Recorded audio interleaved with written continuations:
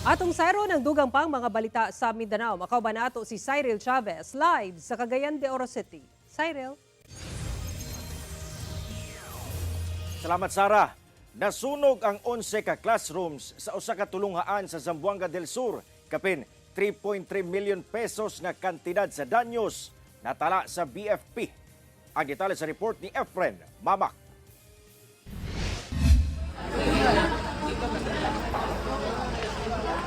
Dakong kalayo ang milamoy sa usa ka school building sa Sominot National High School sa Barangay Poblasyon Sominot, Zamboanga del Sur pasado alas 6 Martes sa gabi.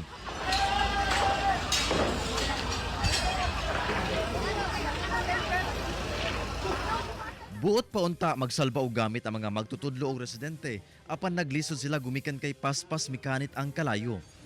Yung building is matanda na ba? So ang kanyang kisame is light materials lang. Gawa. Gilayong girespondihan sa BFP Suminot og PDRRMO ang sunog. Gideklara kining fire out human ang usa ka oras.